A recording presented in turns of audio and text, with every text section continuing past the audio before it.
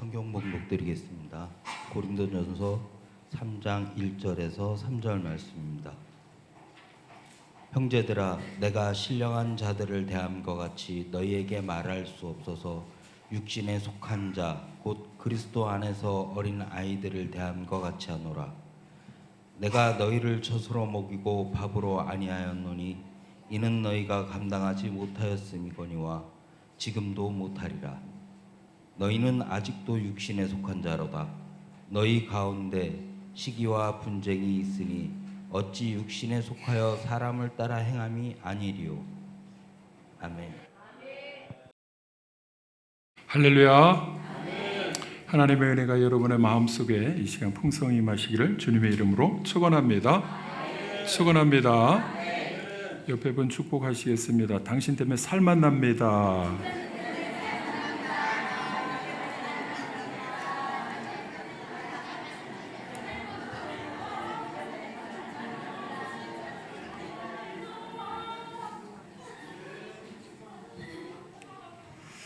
요즘 어떤 영역이든지 사람들의 마음과 표를 얻지 못하면 일을 하기가 쉽지 않은 시대에 우리가 살고 있습니다.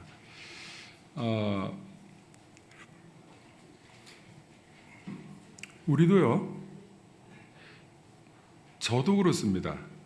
저도 유튜브를 이렇게 교회에서 운영하다 보니까 우리 목사님들을 만나면 이 습관적으로 그거를 알리고 거기다가 뭐를 부탁하느냐 하면 한 표 찍어달라는 거죠. 구독과 좋아요 눌러달라고 이렇게 부탁을 합니다. 구독자 수가 많아야 이게 홍보가 되고 실효성이 있기 때문에 그래요. 그러니까 그게 안 되면 자꾸 이렇게 도태되고 후퇴하고 이게 운영이 잘 안 되는 거죠. 그러니까 적극적으로 사람들의 마음도 얻고 또 표도 얻고 이렇게 하기 위해서 노력을 합니다. 저는 몰랐는데 어떤 목사님이 거기 조회수가 뭐가 이렇게 얼마나 많이 나왔길래 거기에 그 광고가 나오냐고. 우리 교회에 설교를 이렇게 보니까 광고가 나온다는 거예요. 그러니까 광고가 나온다는 것은 이제 사람들이 많이 보기 때문에 광고할 필요성이 있기 때문에 광고가 올라오는 거죠. 그러냐고 그랬더니 그걸 확인해 보고는 이제 잘 모르겠어요. 그렇게 나오는지 안 나오는지. 저는 이제 광고 안 나오는 거를 이렇게 유튜브로 보니까요.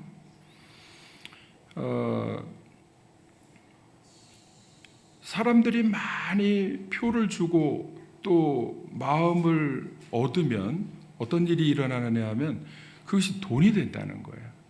그리고 무슨 일을 할 때 큰 일을 하려면 사람들의 마음을 얻어서 이 한마디 말을 하면 영향력이 있다는 거예요. 그래서 지금은 그 SNS 시대에 유튜브나 다른 이런 매체를 통해서 굉장히 사람들의 마음을 얻으려고 노력을 많이 합니다. 그래서 요즘에 나온 신조어 아닌 신조어가 뭐냐면 팬덤이라는 거예요. 팬덤은 가수나 스포츠 선수나 연예인이나 누구든지 그 사람을 좋아하는 것, 지나치게 좋아할 정도로 좋아하는 사람이나 그 무리를 이게 말하는 것인데 그 팬덤이 있어야 무슨 일이든 이렇게 할 수가 있다는 것이죠. 가수도 보면은 한 가수가요, 임영웅이라는 가수가 한번 콘서트를 하면 그 부모님을 위해서 표를 한 장 사기 위해서 그 인터넷에 빨리 해야 되니까 밤새도록 기다렸다가 그 아침부터 탁 오픈할 때 그냥 막 클릭해도 이 표를 하나 구하기가 힘들다는 거예요. 그러니까 그 가수 한 명이요, 몇만 명씩 이렇게 모여서 콘서트 할 때에 그것을 얻기 위해서 전부 기다리는 사람들은 수십만 명, 100만 명 이상이 되는 거죠. 스포츠 선수도 손흥민 선수 같으면은요, 한 번 말 실수하고 그러면요, 막 5억, 20억 달라고 하고 막 상처받았다고 하고 막 이러면서 그 말 한마디의 영향력이 대단한 것을 우리가 볼 수가 있습니다.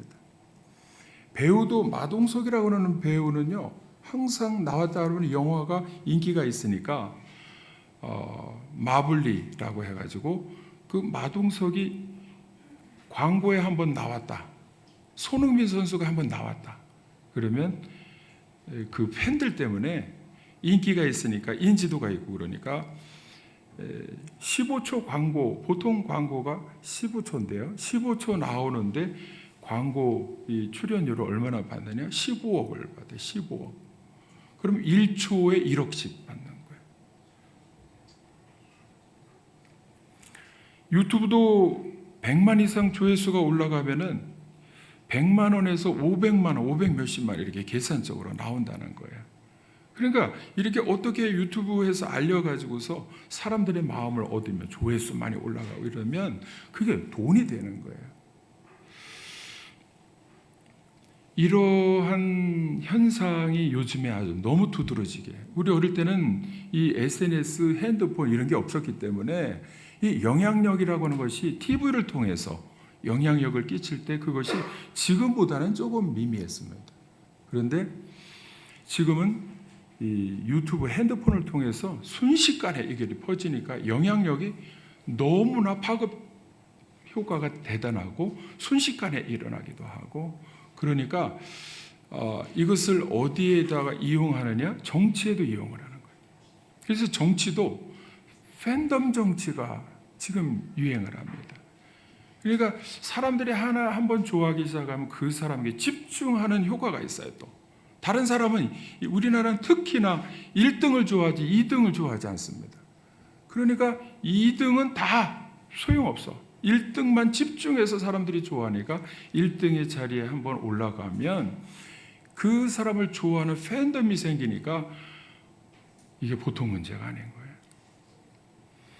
좋은 영향력을 끼치기도 하지만 이 정치인들이 한번 잘못하기 시작하면요, 그 팬덤 때문에 잘못한 것이 있어도 잘못을 인정하지 않을 때가 있어요. 그러니까 팬덤이 다 지지하고 무조건 맹종하고 무조건 지지하니까 나는 괜찮다는 거예요. 그리고 무조건 팬들이 옳다, 잘못을 했어도 옳다라고 지지를 해주면 그걸 가지고 버티기 시작하는 거예요.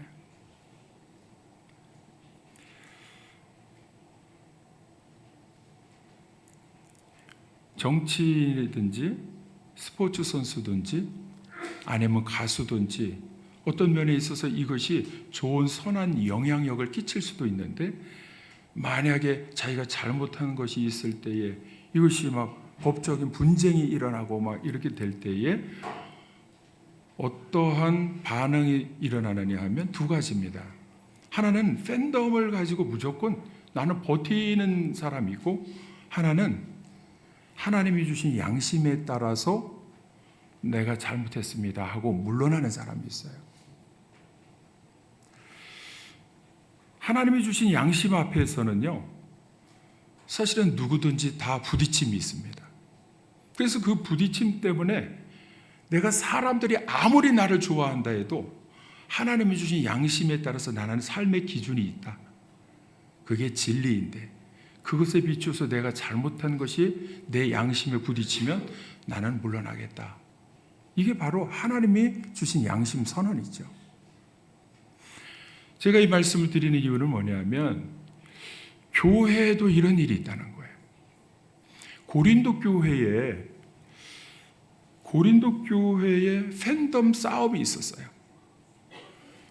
바울파가 있고 베드로파가 있고 또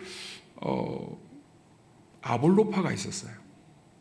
그러니까 누구를 좋아하느냐 하면 베드로를 좋아하는 사람들이 한 무리가 있었습니다. 그리고 아볼로를 좋아하는 사람들이 또 한 무리가 있었어요. 바울을 좋아하는 사람도 역시 있었어요. 그런데 그 사람들이 이야기하는 것을 들어보면 다 합리적이고 타당하고 옳은 말을 해요. 문제는 뭐냐면 본질적으로 진리 앞에서 하나님이 주신 말씀의 기준 앞에서 그것이 잘못되었다는 것이 드러나야 되는데 그것이 다 묻혀진다는 거예요. 그게 묻혀지고 뭐가 드러나느냐 하면 아볼로의 장점을 이야기해, 베드로의 좋은 점을 이야기하기 시작합니다.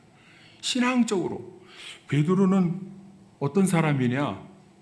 베드로는 예수님 제자 12제자 중에서 수제자였다는 거예요. 수제자.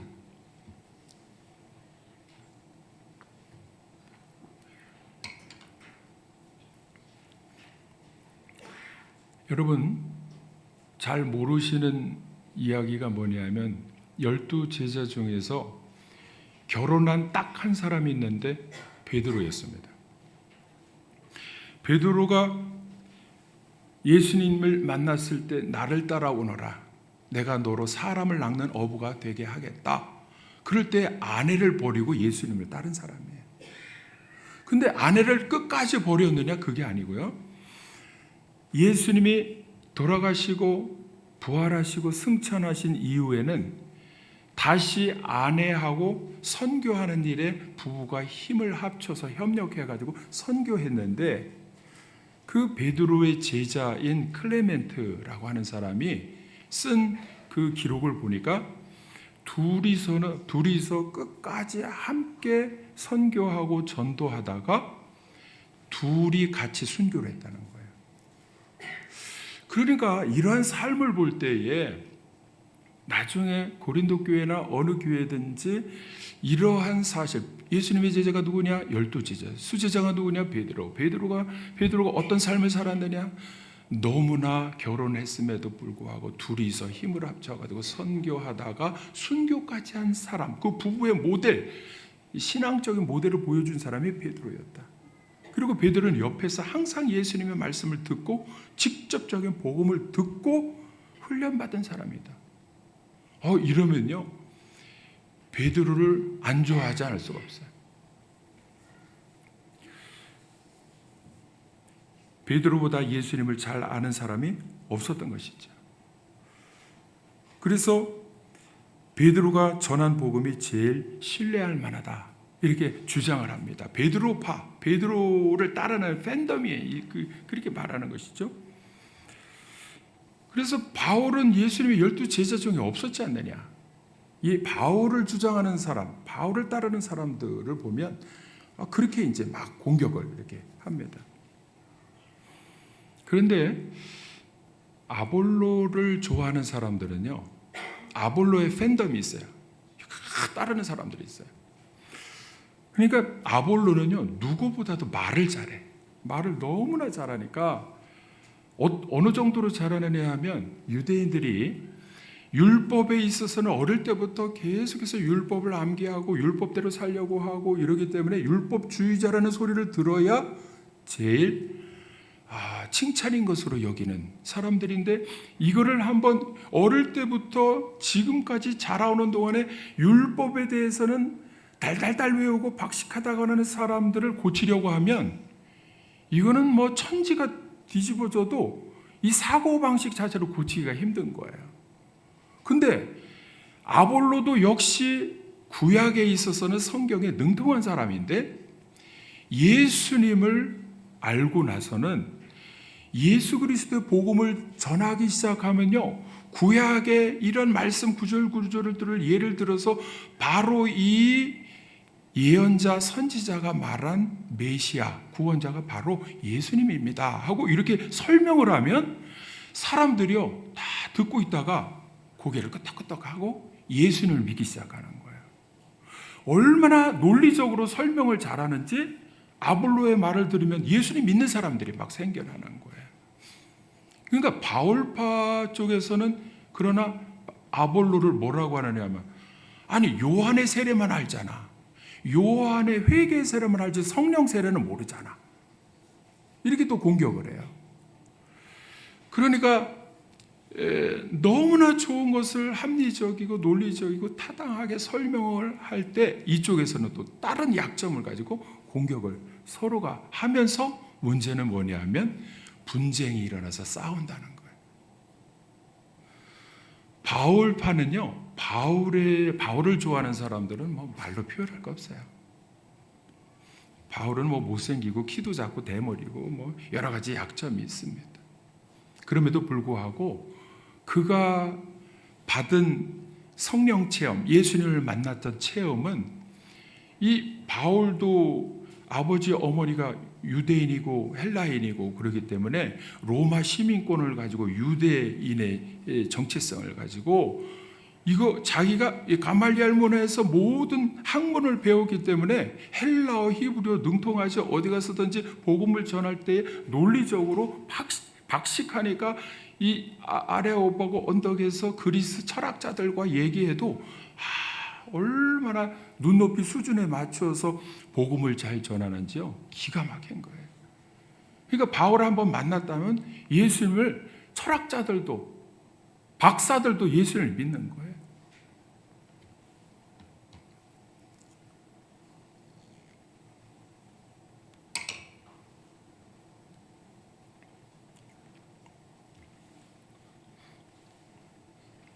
거기다가 바울은 오늘 핵심 주제와 맞는 철저한 분별력이 있었어요. 어떤 분별력이 있느냐? 자기를 사람들이 아무리 따른다 하더라도 나는 너희와 같은 동역자다. 나는 숭배를 받아야 할 대상이 아니다. 이걸 분명히 항상 철저하게 했어요. 그러니까 항상 자기를 겸손하게 낮췄던 거예요. 사람이요, 실수할 때가 언제? 실수를 넘어서서 멸망길로 갈 때가 언제냐 하면, 한때는 기도하다가 응답받고 능력 있고 잘해. 그런데 시간이 지나면서 사람들이 팬덤이 생겨가지고 자꾸 추앙하기 시작하면은 자꾸 위에 앉아가지고서 엎드려 앉아. 이 명령하면 다 따르거든. 그러니까 어느 자리까지 올라가느냐 하면 자기가 하나님의 자리까지 올라가는 거예요. 우리나라에 그런 사람들이 수도 없이 많아요. 박태선이라고 하는 전도관의 박태선 장로가요, 능력이 나타나 사람들이 모여가지고서 기도해주면 병도 낫고 막 이러니까 막 헌금하고 이런 것이 자루에다가 막 헌금을 집어넣기, 자루가 수도 없이 자루에 돈을 집어넣어요. 그렇게 많이 헌금을 걷었다는 거예요. 그렇게 능력 있게 하던 사람도 사람들이 와가지고요, 능력이 나타나니까 신으로 자꾸 점점 위상을 높여가니까 자기가 결국은 재림 구세주가 됐어요. 그리고 한 번 이렇게 해서 안수해서 기도하면 이게 생명수라 그래가지고 한 번 요거 팔면을 있잖아요.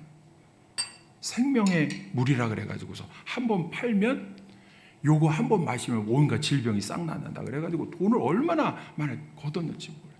이거 변질입니다. 변질. 이 사람이 실수해서 사람이 멸망길로 갈 때가 바로 그 순간이에요. 능력이 나타날 때 사람들이 막 추앙하기 시작하면 대단하다고 박수치기 시작합니다. 헤롯 대왕도 그래서 죽었어요. 자기 하나님께 돌릴 영광을 자기가 취해가지고 그래서 죽은 거예요. 헤롯 왕도. 바울은 그렇지 않았습니다. 바울은 사도행전 14장 8절 이하에 보면은 루스드라에 가서 복음을 전하는데 발을 쓰지 못하는 사람을 보고 이렇게 말을 했어요. 네가 바로 일어나 걸어라. 일어나라 이렇게 말을 했어요. 그랬더니 그 사람이 쭈삐쭈삐 일어나가지고 걷기 시작하는 거예요. 사람들이 이것을 보고요, 하늘에서 사람의 몸을 입고 내려온 신들이 내려왔다. 바나바는 제우스라 하고 바울은 헤르메스라. 말을 잘하니까 헤르메스다. 이래가지고서 소하고 꽃들을 가지고 와가지고 제사를 드리려고 이렇게 하는데 바울이 뭐라고 하느냐면 소리를 지르면서 나도 너희와 같이 성정이 이 육체 옷을 입고 밥 먹고 하루 세 끼 밥 먹고 똑같이 살아가는 인간이다. 왜 이런 짓을 하느냐. 그리고는 15절에 이렇게 말을 하거든요. 사도행전 14장 15절 한번 같이 보겠습니다. 15절 시작.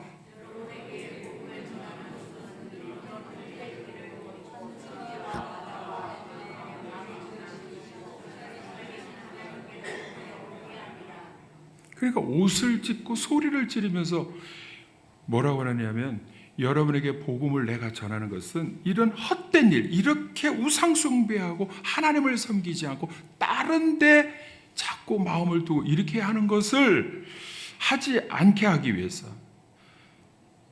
천지와 바다와 만물을 지으신 하나님께로 돌아오게 하도록 하기 위해서 내가 복음을 전하는 것인데, 이 일이 뒤집어져서 거꾸로 내가 추앙을 받는다면 나는 저주를 받을 사람이기 때문에 소리를 지고 옷을 찢으면서 그렇게 하지 말라고 말. 그리고는 바짝 사람들 앞에 엎드린 거죠. 겸손한 거예요. 철저하게 분별하는 겁니다.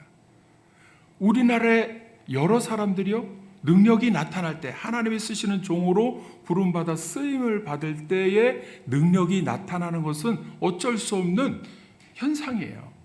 근데 그때에 사람들이 추앙하니까 자기가 에헴 하고 하나님의 자리에 올라간 거예요. 여러분, 그 사람들 다 멸망길로 갑니다. 반드시 지옥 갑니다. 우리는 철저하게 분별해야 됩니다. 사람이 아무리 말을 잘하고 그리고 능력이 있고 일을 잘하고 인기가 있고 그래도요, 사람들이 수없이 따른다고 해도 우리는 분별해야 됩니다. 믿고 따를 분은 아볼로가 아닙니다. 베드로가 아니고 바울이 아니에요. 능력이 나타나도 그 사람을 따라서는 안 되는 거예요. 누구를 따라야 됩니까? 예수님만 따라야 됩니다. 믿습니까? 다 같이 오늘도 마음에 새기면서 결심하고 결단하는 마음으로 다 같이 큰 소리로 오직 예수, 오직 예수님만. 믿습니까? 만약에 교회에 분쟁이 있다, 고린도 교회처럼 분쟁이 있다, 싸움이 있다, 분열이 있다, 그러면요, 이건 뭐 성경에 분명히 나오는 거예요. 원인이 어디에 있느냐? 원인도 모르고 그냥 사람만 좋아하는 거예요. 사람을 따르는 거예요. 오늘도 말씀에 고린도전서 3장 4절에 보면은 어떤 이는 말하되 나는 바울에게라 하고 다른 이는 나는 아볼로에게라 하니 너희가 육의 사람이 아니리요. 그런즉 아볼로는 무엇이고 그리고 바울은 무엇이냐? 그들은 주께서 주신 각각 주신 대로 너희로 하여금 믿게 한 사역자들이니라. 아니, 사역하는 종들이지 따라야 될 대상이 아니라는 거예요. 근데 우리가요, 아까도 말씀드린 대로 요즘 시대에 인기가 있어야 그 사람이 뭔가 해결할 것 같고, 그 사람이 너무 바른 말을 하고 정치인이나 아니면 영향력을 끼치는 사람이나 뭔가 해주기를 바라는 마음으로 많은 사람이 이렇게 눈길을 주고 마음을 주고 바라보고 있습니다. 그러면요, 한쪽으로는 책임감도 있고 영향력을 끼치니까 내 말 한마디면 사람들이 우르르 움직이기 시작하는 걸 보니까 뭔가 하고 싶은 마음이에요. 여러분, 사람은요, 철저하게 피조물로 인식을 해야 됩니다. 창조주, 조물주, 구세주, 구원자가 아니라는 거예요. 우리도 그것을 분별하고 사람에게 자꾸 그렇게 마음을 주고 그렇게 하도록 기대를 해서는 안 되는 것입니다. 분쟁의 원인이 뭐냐면 한마디로 딱 얘기했습니다. 너희는 아직도 육신에 속한 자로다. 육신에 속해 있기 때문에 그렇다는 거예요. 저 지난주에 제가 설교할 때에 교회에 세 가지 종류의 사람이 있다는데, 영에 속한 사람이 있고 육신에 속한 사람이 있고 이것도 저것도 아니고 완전히 그냥 육신에 속한 자가 아니고 육에 속한 사람. 이거는 뭐냐면 하나님도 모르고 예수님도 모르고 구원받지 못한 사람. 세 가지 종류의 사람이 있는데 우리는 지금 고린도 교회는 육신에 속한 사람이에요. 육신에 속한 사람은 뭐냐 하면 뒤에 나오지만은 이 여기에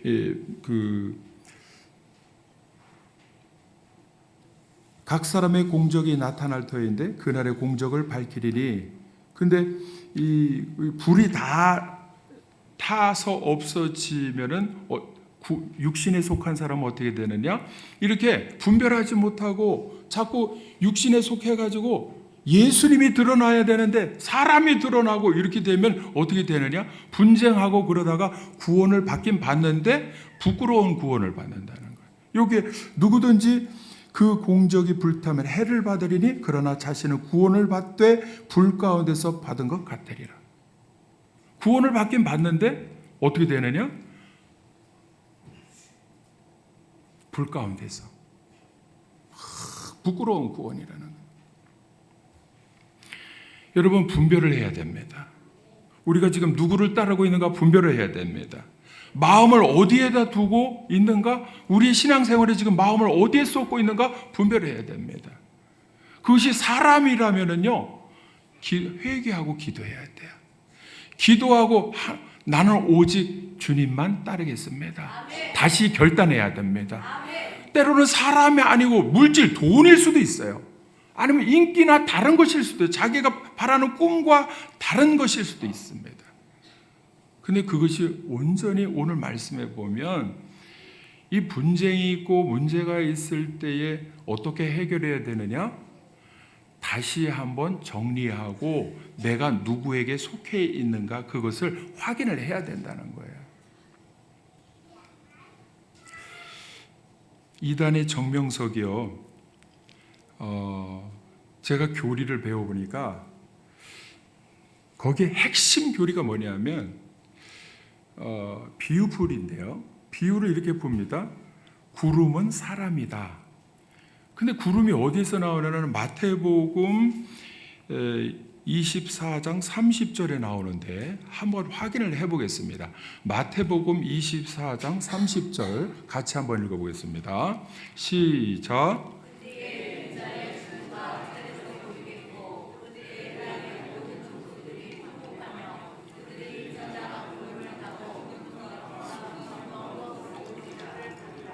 인자가 구름을 타고 오는 것을 보리라. 그 말씀을 인용해가지고 구름은 사실은 비유인데 사람을 끌고 온다는 것이다. 이렇게 해석을 했어요. 여러분 엉터리입니다. 그거 아닙니다. 구름은 구름이에요. 제가 질문하겠습니다. 구름은 무엇입니까? 구름이 사람입니까? 구름은 구름입니다. 너무 쉽죠? 구름은 구름이에요. 본 그대로 구름 타고 오시는 거 구름 타고 오시는 거예요. 사람을 타고 온다고 해석을 자기가 한 거예요. 그러니까 많은 구름대와 같은 사람 앞에 사람을 끌고 오는 그 사람이 바로 재림 구세주다. 이렇게 해석을 하니까요. 자기가 비유풀이를 해가지고 성경에 없는 것을 막 이야기하기 시작하면 청년들이 막 새로운 것을 추구하는 대학교에서 청년들이 그것을 듣고 믿기 시작하면 청년들이 막 수천 명, 수만 명이 모이기 시작해요. 그래서 봐라, 내 앞에 모이는 구름대와 같은 사람들이 있으니까 내가 누구냐? 그러면 재림주입니다. 이게 막 고백을 하는 거예요.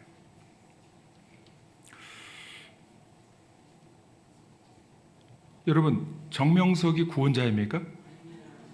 정명석은 누구입니까? 정명석은요, 정명석이에요. 정명석은 구원자가 아닙니다.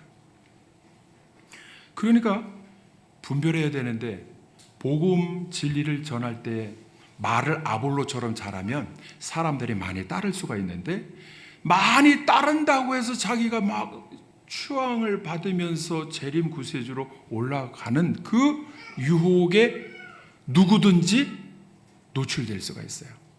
그럴 때 어떻게 해야 되느냐?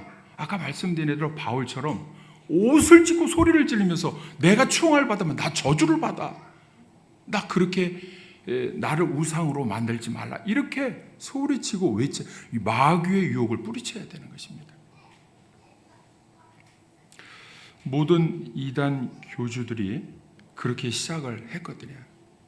처음에는 겸손하게 시작했다가 사람들이 많이 모이기 시작하면요, 사람들이 많이 귀를 열고 따르고 야 대단하다 하고 막 추앙하기 시작하면 자기가 마귀의 유혹에 넘어가서 자기를 하나님의 자리에 올려놓는 일이 너무나 많이 우리나라에 일어나고 있습니다.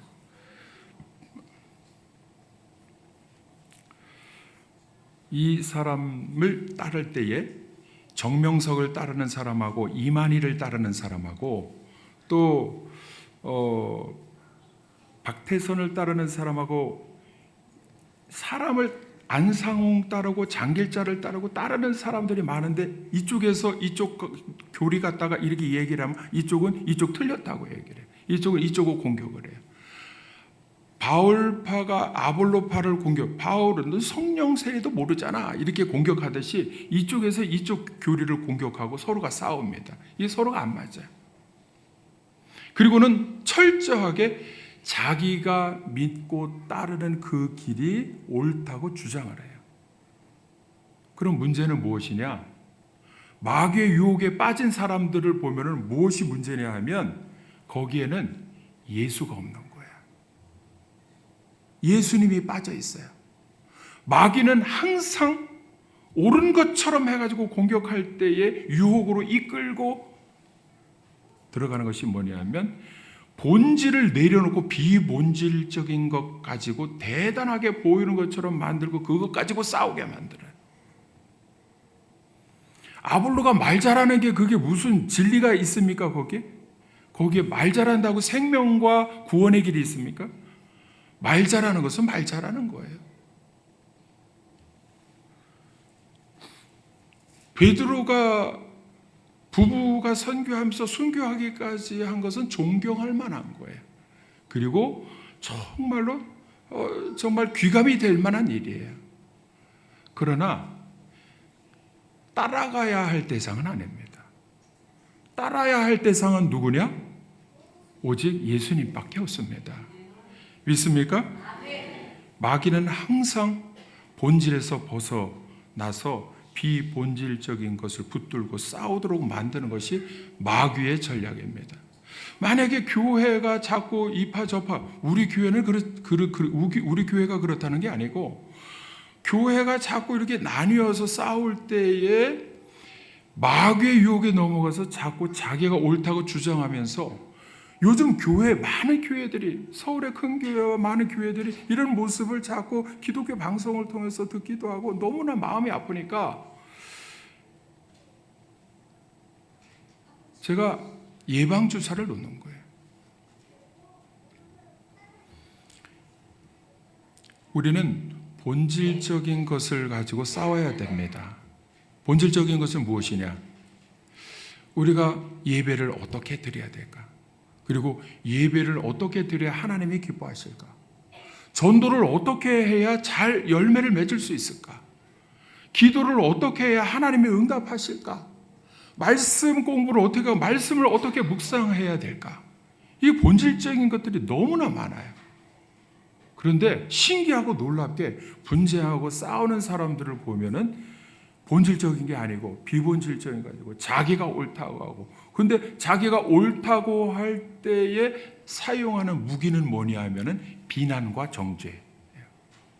야, 저 사람 봐라 이렇게 하면서 비난과 정죄를 하면서 싸우기 시작해요. 남에게 상처를 주는 거예요.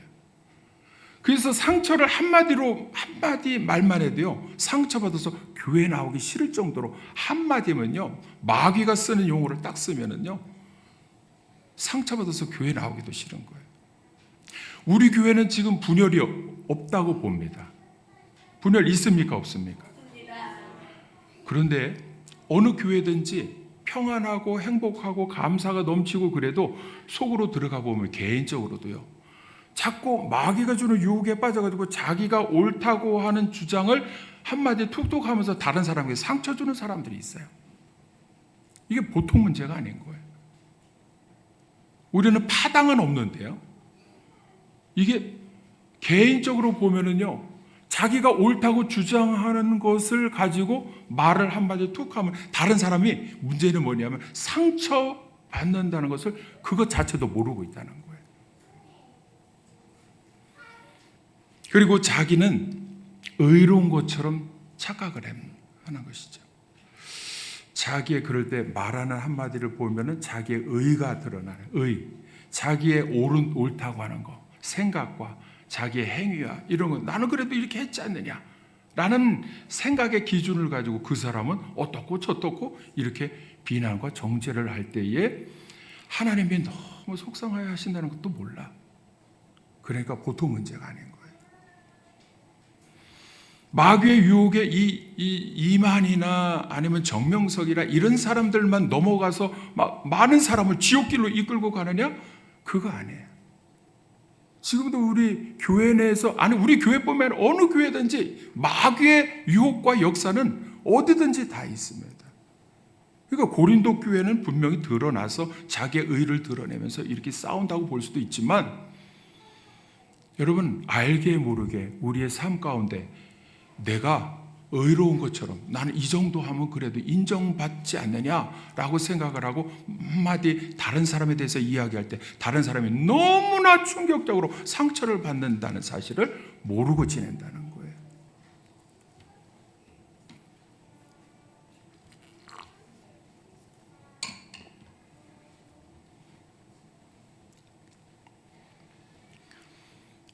자기는 많은 사람들의 옆에서, 안에 5만 명, 10만 명 이런 게 아니고 교회 내에서도 몇 명이 인정해주고 이렇게 한다고 해서 그 사람이 절대 옳으냐? 그렇지 않습니다. 우리가 지금 시대에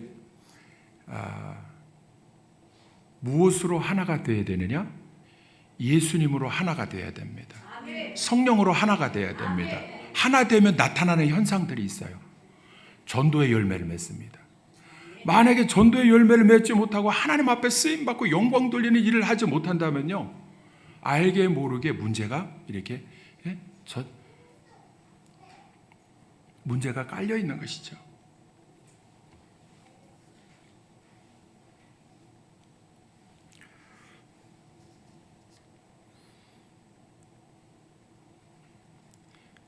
우리는 오늘 이 고린도전서 3장 이 문제를 이야기하면서 바울, 바블로파, 게바파 이렇게 이야기하면서 자꾸 분쟁할 때에 이 문제를 어떻게 해결하느냐, 이 해결의 열쇠를 바울이 어떻게 제시했느냐, 이걸 우리는 봐야 돼요. 고린도전서 3장 이제 뒷부분에 한번 보겠습니다. 뒷부분에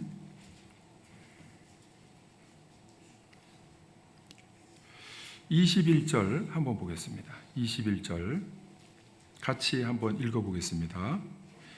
21절에서 23절까지 시작. 그런즉 누구든지 사람을 자랑하지 말라. 만물이 다 너희의 것입니다. 바울이나 아볼로나 게바나 세계나 생명이나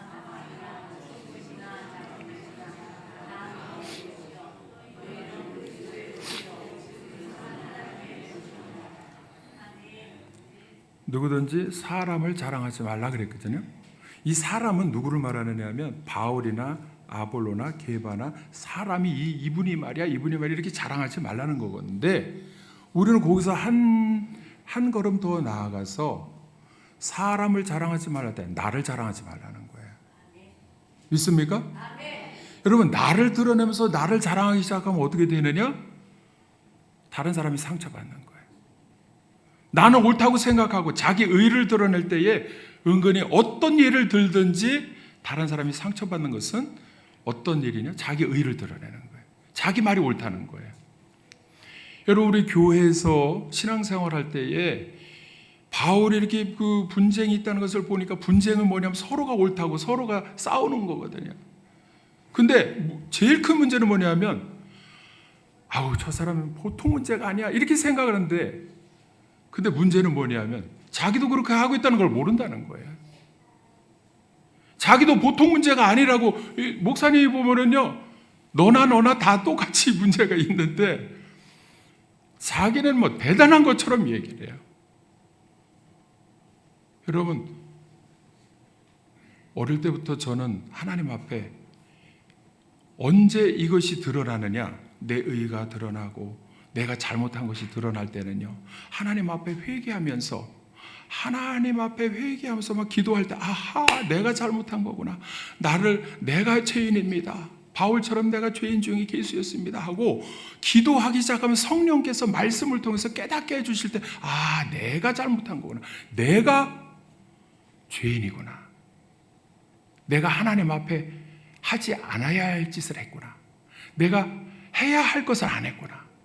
사랑하고 용서하고 관용하고 해야 할 것을 안 하고 자꾸 정죄하고 비판하고, 비판을 넘어서 정죄하면요, 자기가 심판자의 자리에 올라가가지고 막 말 한마디를 하더라도 상처를 넘어서서 좌절해가지고 자기는 그걸 몰라요. 자기는 모르는 거야. 그러니까 우리는 어떻게 해야 되느냐? 하나님 앞에 기도해야 돼요. 하나님 앞에 회개해야 됩니다. 하나님 깨닫게 하여 주시옵소서. 내 마음 깨닫게 하여 주시옵소서.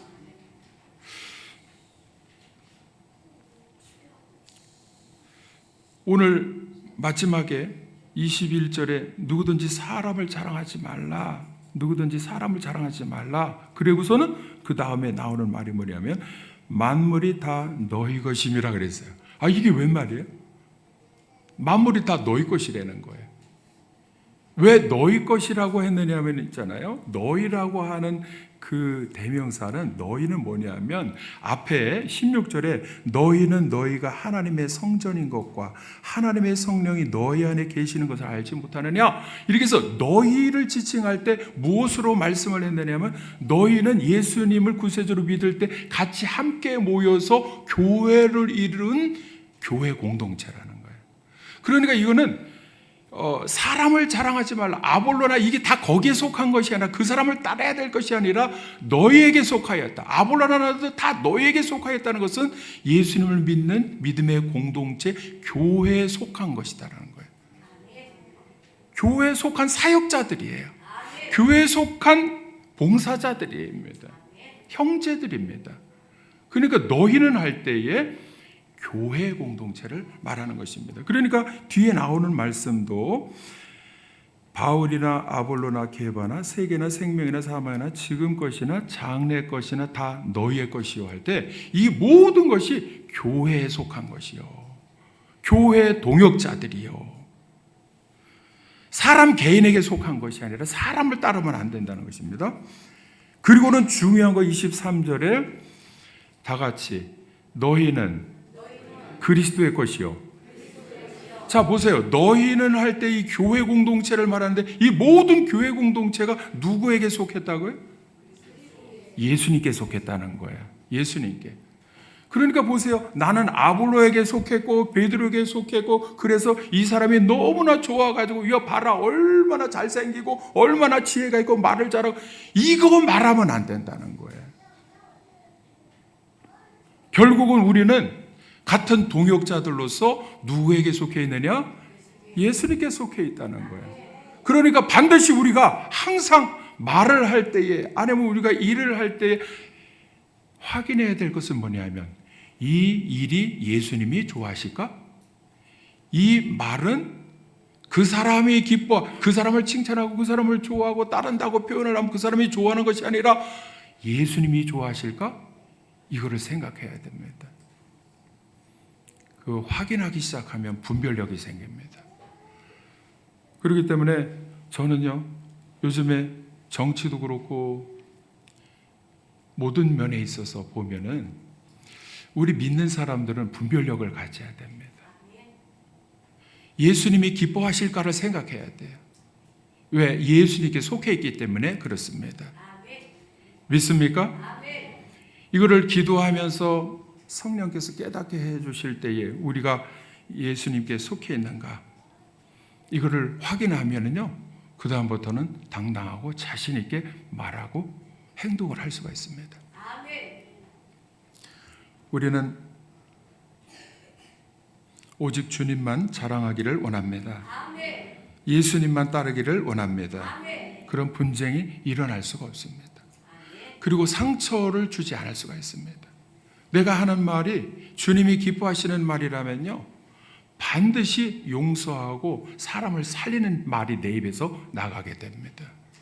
상처 주고 죽이는 말이 아니에요. 우리가 예수님께 속해 있는가 이거를 늘 인식을 하고 기도하면서 성령께서 내 입을 주장하실 때에 상처 주든지 분쟁케 하든지 분열하든지 싸우든지 이렇게 하는 말인가 생각을 해보면요, 성령의 지혜로 다 깨닫게 해주시는 거예요.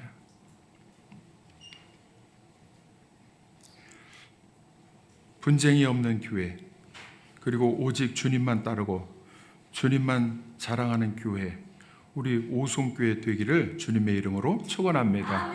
분쟁의 늪에서 헤어나려면 우리는 분별해야 될 줄로 믿습니다. 우리는요, 전부 사랑해야 될 대상 동역자들입니다. 믿습니까? 우리는 주님의 말씀에 비추어서 주님의 말씀을 따르고 있는가, 이거를 늘 확인해야 됩니다. 그럼 분쟁이 일어나지 않습니다. 남에게 상처 주지 아니하고 나뉘어지지 않습니다. 어떤 일을 하든지 오직 주님께서 주시는 말씀을 통해서 잘 분별하고 주님께 쓰임받고 영광 돌리는 저와 여러분들, 우리 교회 되어지기를 주님의 이름으로 축원합니다.